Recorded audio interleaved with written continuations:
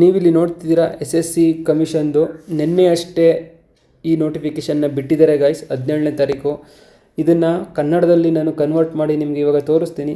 ನೀವು ಓದ್ಕೊಳ್ಳಿ, ಈಸಿ ಆಗುತ್ತೆ ನಿಮಗೂ ಅರ್ಥ ಮಾಡ್ಕೊಳ್ಳೋದಕ್ಕೆ. SSC GD ಆಸ್ಪಿರೆಂಟ್ಸ್ಗೆಲ್ಲ ಜೈ ಹಿಂದ್. ಇದೇ ತಿಂಗಳು ಫೆಬ್ರವರಿ 23ಕ್ಕೆ SSC GD ಎಕ್ಸಾಮ್ ಡೇಟ್ನ ಬಿಟ್ಟಿದ್ರು. ಮತ್ತೆ ಎಕ್ಸಾಮ್ ಪೋಸ್ಟ್ಪೋನ್ ಆಗುತ್ತೆ ಅಂತ ಎಲ್ಲ ಕಡೆ ಸುದ್ದಿಗಳು ಹರಿದಾಡ್ತಾ ಇತ್ತು. ಆದ್ರೆ SSC ಅಫಿಷಿಯಲ್ ವೆಬ್ಸೈಟ್ ಅಲ್ಲಿ ಯಾವುದೇ ಅಪ್ಡೇಟ್ಗಳು ಕೊಟ್ಟಿರಲಿಲ್ಲ. ನಿನ್ನೆಷ್ಟೇ SSC ಅಫಿಷಿಯಲ್ ವೆಬ್ಸೈಟ್ ಅಲ್ಲಿ ಎಕ್ಸಾಮ್ ಬಗ್ಗೆ ಒಂದು ಬಿಗ್ ಅಪ್ಡೇಟ್ನ ಕೊಟ್ಟಿದ್ದಾರೆ. ಇವತ್ತಿನ ವಿಡಿಯೋದಲ್ಲಿ ಆ ಅಪ್ಡೇಟ್ ಏನು, ಮತ್ತೆ ಸ್ಲಾಟ್ ಸೆಲೆಕ್ಷನ್ ಬಗ್ಗೆ ಕೂಡ ಅಪ್ಡೇಟ್ನ ಕೊಟ್ಟಿದ್ದಾರೆ.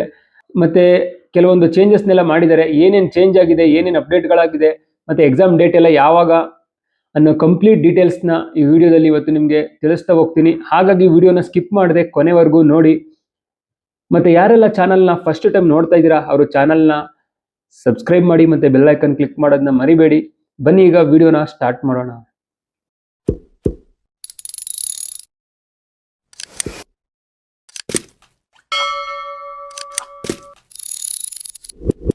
ನೀವಿಲ್ಲಿ ನೋಡ್ತಿದ್ದೀರಾ SSC ಕಮಿಷನ್ದು ನಿನ್ನೆ ಅಷ್ಟೇ ಈ ನೋಟಿಫಿಕೇಷನ್ನ ಬಿಟ್ಟಿದ್ದಾರೆ ಗೈಸ್. 17ನೇ ತಾರೀಕು. ಇದನ್ನು ಕನ್ನಡದಲ್ಲಿ ನಾನು ಕನ್ವರ್ಟ್ ಮಾಡಿ ನಿಮಗೆ ಇವಾಗ ತೋರಿಸ್ತೀನಿ. ನೀವು ಓದ್ಕೊಳ್ಳಿ, ಈಸಿ ಆಗುತ್ತೆ ನಿಮಗೂ ಅರ್ಥ ಮಾಡ್ಕೊಳ್ಳೋದಕ್ಕೆ. ವಿಷಯ: ಕೇಂದ್ರ ಸಶಸ್ತ್ರ ಪೊಲೀಸ್ ಪಡೆ CAPF ಮತ್ತು SSFನಲ್ಲಿ ಕಾನ್ಸ್ಟೇಬಲ್ GD ಅಭ್ಯರ್ಥಿಗಳಿಗೆ ಮಾಹಿತಿ ಮತ್ತು ಅಸ್ಸಾಂ ರೈಫಲ್ಸ್ ಪರೀಕ್ಷೆಯಲ್ಲಿ ರೈಫಲ್ ಮ್ಯಾನ್ಸ್ ಅಭ್ಯರ್ಥಿಗಳು 2026 ನೋಂದಣಿ. ಕೇಂದ್ರ ಸಶಸ್ತ್ರ ಪೊಲೀಸ್ ಪಡೆ CAPF ಮತ್ತು SSFನಲ್ಲಿ ಕಾನ್ಸ್ಟೇಬಲ್ GD ಹುದ್ದೆಗಳಿಗೆ ಮತ್ತು ಅಸ್ಸಾಂ ರೈಫಲ್ಸ್ ಪರೀಕ್ಷೆಯಲ್ಲಿ ರೈಫಲ್ ಮ್ಯಾನ್ GD ಹುದ್ದೆಗಳಿಗೆ ಕಂಪ್ಯೂಟರ್ ಆಧಾರಿತ ಪರೀಕ್ಷೆಯನ್ನು ಫೆಬ್ರವರಿ 23, 2026ರಿಂದ ಮುಂದಿನ ಸೂಚನೆ ಬರುವವರೆಗೆ ಮುಂದೂಡಲಾಗಿದೆ. ಹೊಸ ದಿನಾಂಕಗಳನ್ನು ಸರಿಯಾದ ಸಮಯದಲ್ಲಿ ಪ್ರಕಟಿಸಲಾಗುವುದು. ಎರಡನೇದ್ರಲ್ಲಿ ಏನು ಕೊಟ್ಟಿದೆ ನೋಡಿ. ಇದಲ್ಲದೆ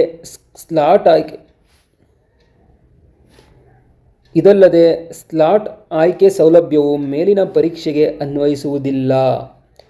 ಪರೀಕ್ಷೆ ಪ್ರಾರಂಭವಾಗುವ 8 ರಿಂದ 10 ದಿನಗಳ ಮೊದಲು ಸಿಟಿ ಲೈವನ್ನು ಮಾಡಲಾಗುತ್ತದೆ ಮತ್ತು ಆಯೋಗದ ಅಸ್ತಿತ್ವದಲ್ಲಿರುವ ನೀತಿಗೆ ಅನುಸಾರವಾಗಿ ಅಭ್ಯರ್ಥಿಗಳಿಗೆ ಪ್ರವೇಶ ಪ್ರಮಾಣ ಪತ್ರಗಳನ್ನು ಅವರ ಪರೀಕ್ಷೆಯ ದಿನಾಂಕಕ್ಕಿಂತ 2 ರಿಂದ 3 ದಿನಗಳ ಮೊದಲು ರಚಿಸಲಾಗುತ್ತದೆ.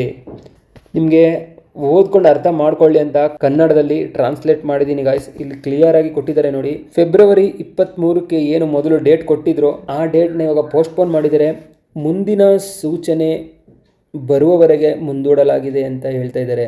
ಮತ್ತು ಇದೇ ಥರ ನಿಮಗೆ SSC ಅಫಿಷಿಯಲ್ ವೆಬ್ಸೈಟಲ್ಲಿ ಒಂದು ನೋಟಿಫಿಕೇಷನ್ ಬರುತ್ತೆ, ಎಕ್ಸಾಮ್ ಡೇಟ್ನ ಕೊಡ್ತಾರೆ. ಅಲ್ಲಿವರೆಗೆ ಯಾವುದೇ ಡೇಟ್ನ ಇಲ್ಲಿ ಬಿಟ್ಟಿಲ್ಲ, ಅಲ್ಲಿವರೆಗೆ ವೆಯ್ಟ್ ಮಾಡಬೇಕಾಗುತ್ತೆ. ಮತ್ತು ಹೊಸ ಡೇಟ್ನು ಕೂಡ ನಾವು ಅಫಿಷಿಯಲ್ ವೆಬ್ಸೈಟ್ನಲ್ಲಿ ಅಪ್ಡೇಟ್ ಮಾಡ್ತೀವಿ ಅಂತ ಕೊಟ್ಟಿದ್ದಾರೆ. ಎರಡನೇ ಪಾಯಿಂಟ್ ನಿಮಗೆ ಕ್ಲಿಯರಾಗಿ ಕೊಟ್ಟಿದ್ದಾರೆ ನೋಡಿ. ಸ್ಲಾಟ್ ಆಯ್ಕೆ ಅಂದರೆ ಸ್ಲಾಟ್ ಸೆಲೆಕ್ಷನ್ನು ಯಾವುದು ಇವಾಗ ಈ ಎಕ್ಸಾಮ್ಗೆ ಅನ್ವಯಿಸೋದಿಲ್ಲ. ನಿಮಗೆ ಎಕ್ಸಾಮ್ ಡೇಟ್ಗಿಂತ 8 ರಿಂದ 10 ದಿನ ಮುಂಚೆನೇ ಸಿಟಿ ಲೈವನ್ನು ಮಾಡಲಾಗುತ್ತದೆ. ಸಿಟಿ ಲೈವ್ ಅಂದರೆ ನಿಮಗೆ ಎಲ್ಲೆಲ್ಲಿ ಎಕ್ಸಾಮ್ ನಡೆಯುತ್ತೆ ಮತ್ತು ಯಾವ್ಯಾವ ಡೇಟಲ್ಲಿ ಇರುತ್ತೆ ಅಂದ್ಬಿಟ್ಟು ಒಂದು ಕೊಡ್ತಾರೆ ಸಿಟಿ ಲಿಸ್ಟ್ನ. ಅದಾದಮೇಲೆ ನಿಮಗೆ ಮೊದಲಿನ ಥರನೇ ಎಕ್ಸಾಮ್ಗಿಂತ 2 ರಿಂದ 3 ದಿನದ ಮುಂಚೆ ಅಡ್ಮಿಟ್ ಕಾರ್ಡ್ನ ಬಿಡ್ತಾರೆ. ಅದನ್ನು ಡೌನ್ಲೋಡ್ ಮಾಡ್ಕೊಳ್ಳಿ. ನಿಮ್ಮದು ಎಕ್ಸಾಮ್ ಸೆಂಟ್ರ್ ಎಲ್ಲಿದೆ, ಯಾವ ಡೇಟ್ಗಿದೆ, ಮತ್ತು ಎಷ್ಟು ಗಂಟೆಗೆ ಹೋಗಬೇಕು, ಎಲ್ಲ ಡೀಟೇಲ್ಸ್ ಅದರಲ್ಲಿ ಇರುತ್ತೆ. ಅದನ್ನು ನೀವು ಫಾಲೋ ಮಾಡಿ ಗಾಯ್ಸ್. ಎಲ್ಲಿವರೆಗೆ SSC ಅಫಿಷಿಯಲ್ ವೆಬ್ಸೈಟಲ್ಲಿ ಯಾವುದೇ ಇನ್ಫಾರ್ಮೇಷನ್ ಬರಲ್ಲ ಅಲ್ಲಿವರೆಗೆ ಯಾವುದು ಕನ್ಫರ್ಮೇಷನ್ ಕೊಡೋಕ್ಕಾಗೋದಿಲ್ಲ ಗೈಸ್. ಹಾಗಾಗಿ ನಾನು ಯಾವುದೇ ವಿಡಿಯೋ ಮಾಡಿರಲಿಲ್ಲ. ಈಗ ನೀವು ನೋಡಿದ್ರಲ್ಲ, ಅಫಿಷಿಯಲ್ ವೆಬ್ಸೈಟಲ್ಲಿ ಕ್ಲಿಯರಾಗಿ ಹೇಳಿದ್ದಾರೆ ಎಕ್ಸಾಮ್ ಪೋಸ್ಟ್ಪೋನ್ ಆಗಿದೆ. ನೆಕ್ಸ್ಟ್ ಅಪ್ಡೇಟ್ ಬಗ್ಗೆ ನಾವು ವೆಬ್ಸೈಟಲ್ಲಿ ತಿಳಿಸ್ತೀವಿ ಅಂತ ಹೇಳಿದ್ದಾರೆ. ಅದು ಬಿಟ್ಟು ಯಾವುದೋ ಡೇಟ್ನ ಕೂಡ ಇವಾಗ ಫಿಕ್ಸ್ ಮಾಡಿಲ್ಲ. ನೆಕ್ಸ್ಟ್ ನೋಟಿಫಿಕೇಶನ್ವರೆಗೆ ನಾವು ವೆಯ್ಟ್ ಮಾಡಬೇಕಾಗುತ್ತೆ. ಅದು ಬಿಟ್ಟು ಬೇರೆ ದಾರಿ ಇಲ್ಲ. ಇವಾಗ ಯಾರ್ಯಾರು ಮಕ್ಕಳು ತಯಾರಿನ ಮಾಡಿಲ್ಲ ಅವ್ರಿಗೆಲ್ಲ ಈಸಿ ಆಯಿತು. ಮತ್ತು ಇನ್ನೂ ನಿಮಗೆ 10 ರಿಂದ 15 ದಿನ, 20 ದಿನ ಅಥವಾ 1 ತಿಂಗಳು ಎಷ್ಟು ದಿನ ಮುಂದೆ ಹೋಗುತ್ತೆ ಅಷ್ಟು ದಿನದವರೆಗೂ ಈ ಎಕ್ಸಾಮಲ್ಲಿ ಅಷ್ಟು ದಿನದವರೆಗೂ ತಯಾರಿ ಮಾಡೋದಕ್ಕೆ ಇನ್ನೂ ಈಸಿ ಆಗುತ್ತೆ ಗೈಸ್. ಎಷ್ಟು ಪ್ರಾಕ್ಟೀಸ್ ಮಾಡ್ತೀರಾ, ಎಷ್ಟು ರಿಪೀಟ್ ಮಾಡ್ತಾ ಇರ್ತೀರಾ ಪ್ರೀವಿಯಸ್ ಕ್ವಶನ್ ಪೇಪರ್ಸ್ನ, ಅಷ್ಟು ನಿಮಗೆ ಒಳ್ಳೆಯದು. ಸೊ ನೀವು ಒಳ್ಳೇದೇ ಅಂದ್ಕೊಳ್ಳಿ. ಎಕ್ಸಾಮ್ ಪೋಸ್ಟ್ಪೋನ್ ಆಗಿರೋದು, ಚೆನ್ನಾಗಿ ಪ್ರಾಕ್ಟೀಸ್ನ ಮಾಡ್ತಾ ಇರಿ. ಸ್ಲಾಟ್ ಸೆಲೆಕ್ಷನ್ ಬಗ್ಗೆನೂ ಕೂಡ ಕ್ಲಿಯರ್ ಆಗಿ ಹೇಳಿದ್ದಾರೆ. ಯಾವುದೇ ಸ್ಲಾಟ್ ಸೆಲೆಕ್ಷನ್ ಬುಕ್ಕಿಂಗು ಈ ಸಲ SSC GDಯಲ್ಲಿ ಇರೋದಿಲ್ಲ. First time slot selection SSC GDಯಲ್ಲಿ ತರೋದಕ್ಕೆ ಟ್ರೈ ಮಾಡಿದ್ರು. ಡಿಪಾರ್ಟ್ಮೆಂಟಲ್ಲಿ ಕೆಲವೊಂದು ಟೆಕ್ನಿಕಲ್ ಪ್ರಾಬ್ಲಮ್ಗಳಾಯಿತು. ಆ ಪ್ರಾಬ್ಲಮ್ಗಳಿಂದ ಈಗ ಕ್ಯಾನ್ಸಲ್ ಮಾಡಿದ್ದಾರೆ. ನೆಕ್ಸ್ಟ್ ಸಲ ಅದನ್ನು ಅಡಾಪ್ಟ್ ಮಾಡ್ತಾರೆ, ನೋಡಬೇಕು.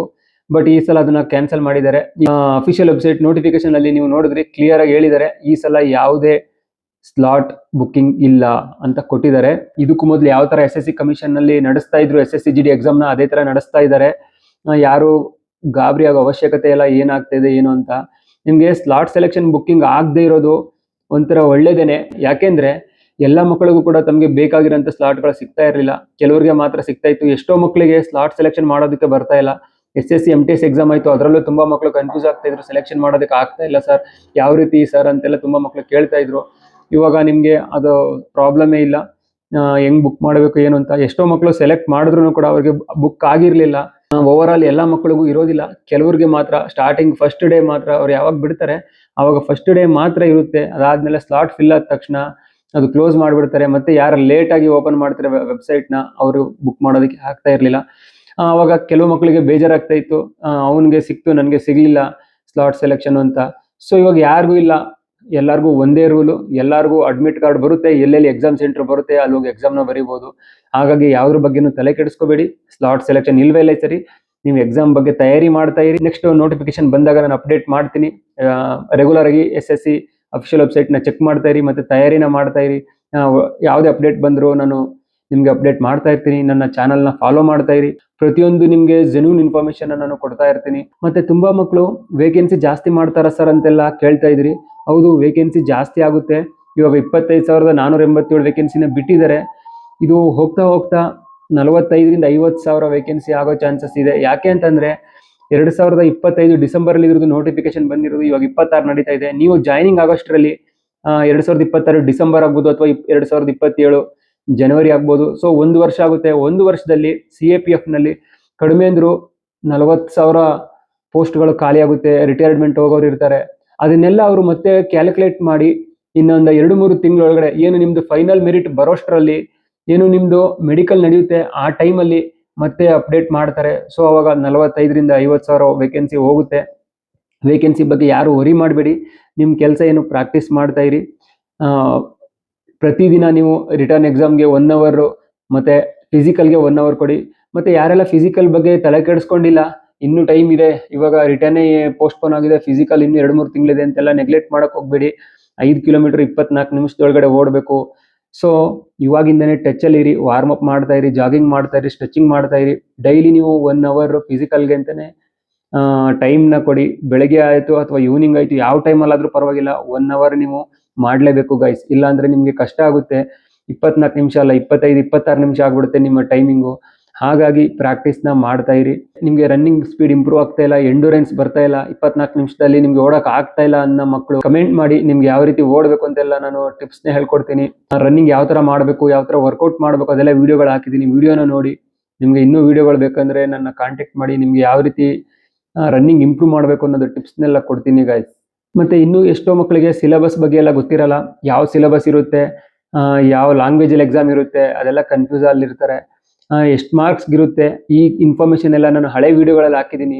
ನೀವು ನನ್ನ ಚಾನಲ್ಗೆ ಹೋಗ್ಬಿಟ್ಟು ಸರ್ಚ್ ಮಾಡಿ, ನಿಮಗೆ ಈಸಿಯಾಗಿ ಸಿಗುತ್ತೆ. SSC GD ಯಾವುದೇ ಮಾಹಿತಿ ಬೇಕಂದ್ರೆ ನನ್ನ ಚಾನಲ್ ನಾನು ವಿಸಿಟ್ ಮಾಡಿ, ಪ್ರತಿಯೊಂದು ವಿಡಿಯೋಗಳು ನಿಮಗೆ CAPF ಬಗ್ಗೆ ಸಿಗುತ್ತೆ ಗೈಸ್. ಮತ್ತೆ ಎಕ್ಸಾಮ್ ಲ್ಯಾಂಗ್ವೇಜ್ ಕನ್ನಡದಲ್ಲೇ ಆಗುತ್ತೆ. ಟೋಟಲ್ ಆಲ್ ಓವರ್ ಇಂಡಿಯಾ 13 ಲ್ಯಾಂಗ್ವೇಜಲ್ಲಿ ಎಕ್ಸಾಮ್ನ ಕಂಡಕ್ಟ್ ಮಾಡ್ತಾ ಇದ್ದಾರೆ. ಅದರಲ್ಲಿ ನಮ್ಮ ಕನ್ನಡ ಕೂಡ ಒಂದು. ಕನ್ನಡ ಲ್ಯಾಂಗ್ವೇಜಲ್ಲಿ ಬರೀರಿ. ಗ್ರಾಮರ್ ಮಾತ್ರ ನಿಮಗೆ ಕನ್ನಡದಲ್ಲಿ ಬರಲ್ಲ, ಇಂಗ್ಲಿಷ್ ಮತ್ತೆ ಹಿಂದಿಲಿ ಇರುತ್ತೆ. ಬಾಕಿ ಎಲ್ಲ ನಿಮಗೆ ಕನ್ನಡದಲ್ಲೇ ಎಕ್ಸಾಮ್ನ ಬರೀಬಹುದು ಗೈಸ್. CBT ಮೋಡಲ್ಲಿ ಇರುತ್ತೆ ಎಕ್ಸಾಮು. ಚೆನ್ನಾಗಿ ಪ್ರಾಕ್ಟೀಸ್ ಮಾಡಿ. ಮತ್ತೆ ಕಾಂಪಿಟೇಷನ್ ಇಯರ್ ಬೈ ಇಯರ್ ಜಾಸ್ತಿ ಆಗ್ತಾ ಹೋಗುತ್ತೆ. ತುಂಬಾ ಮಕ್ಕಳು ಕಮೆಂಟ್ ಮಾಡ್ತಾ ಇದ್ದೀರಾ, ಸರ್ ಸೇಫ್ ಸ್ಕೋರ್ ಎಷ್ಟು, CSFಗೆ CRPFಗೆ ಎಷ್ಟು ಸ್ಕೋರ್ ಮಾಡಬೇಕು, ನಾನು SC ಕ್ಯಾಟಗರಿ ST ಕ್ಯಾಟಗರಿ ಇದೀನಿ, ಎಷ್ಟು ಸ್ಕೋರ್ ಮಾಡಬೇಕು ಅಂತೆಲ್ಲ ಕೇಳ್ತಾ ಇದ್ದೀರಾ. ಸೊ ಎಲ್ಲರೂ ಒಂದು ಸೇಫ್ ಸ್ಕೋರ್ ಅನ್ಕೊಂಡು, ಯಾವುದೇ ಡಿಪಾರ್ಟ್ಮೆಂಟ್ ಆಗಲಿ ನೀವು 85+ ಮಾರ್ಕ್ಸ್ ಮೇಲೆ ತಗೋಬೇಕು ಅನ್ನೋದೊಂದು ಟಾರ್ಗೆಟ್ ಮಾಡಿ ಇಟ್ಕೊಳ್ಳಿ. ಇಲ್ಲಾಂದ್ರೆ ನಿಮಗೆ ಕಷ್ಟ ಆಗುತ್ತೆ. ಯಾಕೆಂದ್ರೆ ನೀವು ಯಾವಾಗಲೂ ಒಂದು ಟಾರ್ಗೆಟ್ ಮಾಡಿದ್ರೆ ಅದಕ್ಕಿಂತ ಕಡಿಮೆ ಆಗ್ಬಿಡುತ್ತೆ ಮಾರ್ಕ್ಸು. ಹಾಗಾಗಿ 90 ಟಾರ್ಗೆಟ್ ಮಾಡಿದ್ರೆ ನಿಮ್ಗೆ 80 ಮಾರ್ಕ್ಸ್ ಬಂದಿರುತ್ತೆ, 82 ಬಂದಿರುತ್ತೆ. ಹಾಗಾಗಿ ಟಾರ್ಗೆಟ್ನ ಹೈ ಆಗಿ ಇಟ್ಕೊಳ್ಳಿ, ಲೋ ಟಾರ್ಗೆಟ್ ಇಟ್ಕೊಳ್ಳೋಕೆ ಹೋಗ್ಬಿಡಿ. ಯಾವಾಗಲೂ ನೀವು 100+ ಟಾರ್ಗೆಟ್ ಇಟ್ಕೊಳ್ಳಿ, ಆವಾಗ ನಿಮಗೆ 85, 86, 88 ಮಾರ್ಕ್ಸ್ ಈ ರೀತಿ ಬರುತ್ತೆ. CISFಗೆ ನೀವು 100 ಮೇಲೆ ತಗೊಳ್ಳೇಬೇಕು ಗೈಸ್. ಯಾವುದೇ ಕ್ಯಾಟಗರಿ ಆಗಿರಲಿ CISFಗೆ 100 ಮೇಲೆ ಬೇಕೇ ಬೇಕು. STಗಂತೂ 100+ ಬೇಕೇ ಬೇಕು. ಸೊ CISF ಬೇಕು ಅನ್ನೋರು ನಿಮಗೆ 105, 110, 100 ಕಡಿಮೆ ಅಂದ್ರೂ 100 ಬೇಕೇ ಬೇಕು. 100 ಮೇಲೆ ನೀವು CISFಗೆ ಜಾಯ್ನ್ ಆಗಬಹುದು. ಇನ್ನು BSF CRPF ಇದಕ್ಕೆಲ್ಲ ಸ್ವಲ್ಪ ಕಡಿಮೆ ಇದ್ರೂ ನಡೆಯುತ್ತೆ. ಆದರೆ ಸೇಫ್ ಸ್ಕೋರ್ ಅಂದರೆ ಎಲ್ಲ ಕ್ಯಾಟಗರಿಗೂ ಎಲ್ಲ ಡಿಪಾರ್ಟ್ಮೆಂಟ್ಗೂ 85+ ನೀವು ತಗೊಂಡ್ರೆ ಯಾವುದಾದ್ರೂ ಒಂದು ಡಿಪಾರ್ಟ್ಮೆಂಟು ಸಿಗುತ್ತೆ ಗೈಸ್. 85ಗಿಂತ ಕಡಿಮೆ ಇದ್ದರೆ ಅದೇ ನಿಮಗೆ ಫೈಟ್ ಆಗುತ್ತೆ. ಪ್ರತಿ ವಿಡಿಯೋದಲ್ಲಿ ನಾನು ಹೇಳ್ತಾ ಇರ್ತೀನಿ ಫಿಕ್ಸ್ ಸ್ಲಾಟ್ ಮತ್ತು ಫ್ಲೋಟಿಂಗ್ ಸ್ಲಾಟ್ ಅಂತ. ಅಂದರೆ ಇದು ಸ್ಲಾಟ್ ಬುಕ್ಕಿಂಗ್ ಅಲ್ಲ, ಎಕ್ಸಾಮ್ಗೆ ಸಿಟಿ ಸೆಂಟರ್ಗಳನ್ನ ಬುಕ್ ಮಾಡ್ಕೊಳ್ಳೋದಲ್ಲ, ಫಿಕ್ಸ್ ಸ್ಲಾಟ್ ಮತ್ತು ಫ್ಲೋಟಿಂಗ್ ಸ್ಲಾಟ್ ಅಂತ. ಇದನ್ನು ಪ್ರತಿ ವಿಡಿಯೋದಲ್ಲಿ ಹೇಳ್ತಾ ಇದ್ದೀನಿ ನಿಮಗೆಲ್ಲ ಅರ್ಥ ಆಗಲಿ ಅಂತ. ಎಷ್ಟೋ ಮಕ್ಕಳು 0.5%, 0.6%, ಅರ್ಧ ಮಾರ್ಕ್ಸ್ 1 ಮಾರ್ಕ್ಸಲ್ಲೆಲ್ಲ ಜಾಬ್ನ ಕಳ್ಕೊಂಡಿದ್ದಾರೆ ಲಾಸ್ಟ್ 2025ರಲ್ಲಿ. ಈಗ ಎಷ್ಟೋ ಮಕ್ಕಳು ಜಾಬ್ಗೆ ಹೋಗಲ್ಲ, ಕಾಲ್ ಲೆಟ್ರ್ ಬಂದರೂ ಕೂಡ ಅವ್ರ ಮನೇಲಿ ಕಳಿಸಲ್ಲ, ಮತ್ತೆ ಬೇರೆ ಡಿಪಾರ್ಟ್ಮೆಂಟ್ಗೆ ಟ್ರೈ ಮಾಡ್ತಾ ಇರ್ತಾರೆ. ಅಂಥ ಮಕ್ಕಳು ಹೋಗದೇ ಇರೋದ್ರಿಂದ ಈಗ ಯಾರು ವೇಟಿಂಗ್ ಲಿಸ್ಟಲ್ಲಿ ಇದ್ದಾರೆ ಅವರು ವೇಟಿಂಗ್ ಲಿಸ್ಟಲ್ಲಿ ಉಳ್ಕೋತಾರೆ, ಡಿಪಾರ್ಟ್ಮೆಂಟು ವೇಕೆನ್ಸಿನೂ ಕೂಡ ಹಾಗೆ ಉಳ್ಕೊಳ್ಳುತ್ತೆ. ಹಾಗಾಗಿ ಈ ಸಲ ರೂಲ್ಸ್ನ ಚೇಂಜ್ ಮಾಡಿದ್ದಾರೆ SSC GDಯಲ್ಲಿ. ಯಾರು ಫ್ಲೋಟಿಂಗ್ ಸ್ಲಾಟ್ನ ಸೆಲೆಕ್ಟ್ ಮಾಡ್ತೀರಾ, ನಿಮಗೆ ಮೆಡಿಕಲ್ ಆದಮೇಲೆ ಒಂದು ಫಾರ್ಮ್ನ ಫಿಲ್ ಮಾಡಿಸ್ಕೋತಾರೆ, ಅದರಲ್ಲಿ ಫ್ಲೋಟಿಂಗ್ ಸ್ಲಾಟ್, ಫಿಕ್ಸ್ ಸ್ಲಾಟ್ ಅಂತ ಕೊಡ್ತಾರೆ. ಸ್ಲಾಟ್ ಬಗ್ಗೆ ಹೇಳ್ಬಿಡ್ತೀನಿ. ಫ್ಲೋಟಿಂಗ್ ಸ್ಲಾಟ್ ಅಂದರೆ ಈಗ ಫಾರ್ ಎಕ್ಸಾಂಪಲ್ ನಿಮಗೆ ಜಾಯ್ನಿಂಗ್ ಲೆಟರ್ ಬಂತು ಅಂದ್ಕೊಳ್ಳಿ, ನೀವು ಫ್ಲೋಟಿಂಗ್ ಸ್ಲಾಟ್ ಕೊಟ್ಟಿರ್ತೀರಾ. ಫ್ಲೋಟಿಂಗ್ ಸ್ಲಾಟ್ ಏನು ಹೇಳುತ್ತೆ ಅಂದರೆ, ನಾನು ಬೇರೆ ಎಕ್ಸಾಮ್ನ ಟ್ರೈ ಮಾಡ್ತೀನಿ, ನಾನು ಡಿಪಾರ್ಟ್ಮೆಂಟ್ ಜಾಯಿನ್ ಮಾಡ್ಕೊಂಡ್ರು ಮಾಡ್ಕೋತೀನಿ, ಮಾಡ್ಕೊಳ್ದೇ ಇದ್ರು ಇಲ್ಲ, ನಾನು ಕನ್ಫರ್ಮೇಷನ್ ಕೊಡೋದಿಲ್ಲ, ಜಾಯಿನ್ ಮಾಡ್ಕೋತೀನಿ ಅಂತ. ಅದು ಫ್ಲೋಟಿಂಗ್ ಸ್ಲಾಟ್ ಆಯಿತು. ಫಿಕ್ಸ್ ಸ್ಲಾಟ್ ಅಂದರೆ ಏನೇ ಆಗಲಿ ನನಗೆ ಜಾಯ್ನಿಂಗ್ ಲೆಟರ್ ಬಂದ ತಕ್ಷಣ ನಾನು ಜಾಯಿನ್ ಆಗೇ ಆಗ್ತೀನಿ, ಬೇರೆ ಎಕ್ಸಾಮ್ ಯಾವುದು ಅಟೆಂಡ್ ಮಾಡ್ತಾ ಇಲ್ಲ, ನಾನು ಬಂದೇ ಬರ್ತೀನಿ 100%. ಇದು ಫಿಕ್ಸ್ ಸ್ಲಾಟ್ ಆಯಿತು. ಯಾರು ಫಿಕ್ಸ್ ಸ್ಲಾಟ್ ಕೊಟ್ಟಿರ್ತಾರೆ ಅವ್ರು ಹೋಗಲೇಬೇಕಾಗುತ್ತೆ. ಯಾರು ಫ್ಲೋಟಿಂಗ್ ಸ್ಲಾಟ್ ಕೊಟ್ಟಿರ್ತಾರೆ ಅವ್ರು ಹೋಗದೇ ಇದ್ರು ನಡೆಯುತ್ತೆ. ಅಂಥ ವೇಕೆನ್ಸಿಗಳನ್ನ ಏನು ಮಾಡ್ತಾರೆ, ಯಾರು ಈ ಥರ ಅರ್ಧ ಮಾರ್ಕ್ಸ್ 1 ಮಾರ್ಕ್ಸಲ್ಲಿ ವೇಟಿಂಗ್ ಲಿಸ್ಟ್ ಇರ್ತಾರೆ ಆ ಮಕ್ಕಳಿಗೆ ಕೊಡ್ತಾರೆ. ಸೊ ನಿಮಗೆ ತುಂಬಾ ಈಸಿ ಆಗುತ್ತೆ. ಈ ಸಲ ಯಾರು ವೇಟಿಂಗ್ ಲಿಸ್ಟಲ್ಲಿದ್ದು ಜಾಬ್ಗಳನ್ನ ಕಳ್ಕೊಂಡಿದ್ರ ಅಂಥ ಮಕ್ಕಳಿಗೆ ಈ ಸಲ ತುಂಬ ಹೆಲ್ಪ್ ಆಗುತ್ತೆ. ಹಾಗಾಗಿ ಈ ಸಲ ವೇಟಿಂಗ್ ಲಿಸ್ಟ್ ಇರೋರಿಗೆ ತುಂಬ ಹೆಲ್ಪ್ ಆಗುತ್ತೆ. ಮತ್ತೆ ನೆಕ್ಸ್ಟ್ ಅಪ್ಡೇಟ್ ಬಗ್ಗೆ ನಾನು ತಿಳಿಸ್ತಾ ಇರ್ತೀನಿ. ನೀವು ಪ್ರಾಕ್ಟೀಸ್ನ ಮಾಡ್ತಾ ಇರಿ. ರೆಗ್ಯುಲರ್ ಇನ್ಫಾರ್ಮೇಷನ್ಗಾಗಿ ನನ್ನ ಚಾನಲ್ನ ಫಾಲೋ ಮಾಡ್ತಾ ಇರಿ, ಮತ್ತು SSC ಕಮಿಷನ್ನ ಅಫಿಷಿಯಲ್ ವೆಬ್ಸೈಟ್ನ ನೋಡ್ತಾ ಇರಿ. ಇದಿಷ್ಟು ಇವತ್ತಿನ ಇನ್ಫಾರ್ಮೇಷನ್ ಗೈಸ್. ವಿಡಿಯೋ ಇಷ್ಟ ಆಗಿದ್ರೆ ವಿಡಿಯೋನ ಲೈಕ್ ಮಾಡಿ, ಮತ್ತು ನಿಮ್ಮೆಲ್ಲ ಸ್ನೇಹಿತರಿಗೂ ಶೇರ್ ಮಾಡಿ. ಏನಾದರೂ ಡೌಟ್ಸ್ ಇದ್ದರೆ ಕಮೆಂಟ್ ಮಾಡಿ, ಖಂಡಿತ ರಿಪ್ಲೈ ಮಾಡ್ತೀನಿ. ಮತ್ತು ಚಾನಲ್ನ ಯಾರೆಲ್ಲ ಫಸ್ಟ್ ಟೈಮು ವಿಸಿಟ್ ಮಾಡ್ತಾ ಇದ್ದೀರಾ ಅವರು ಚಾನಲ್ನ ಸಬ್ಸ್ಕ್ರೈಬ್ ಮಾಡ್ಕೊಂಡು ಬೆಲ್ ಐಕನ್ನ ಕ್ಲಿಕ್ ಮಾಡಿ. ಮತ್ತೆ ಹೊಸ ಅಪ್ಡೇಟ್ ನೊಂದಿಗೆ ನೆಕ್ಸ್ಟ್ ವಿಡಿಯೋದಲ್ಲಿ ಸಿಗ್ತೀನಿ. ಅಲ್ಲಿವರೆಗೂ ಟೇಕ್ ಕೇರ್. ಜೈ ಹಿಂದ್.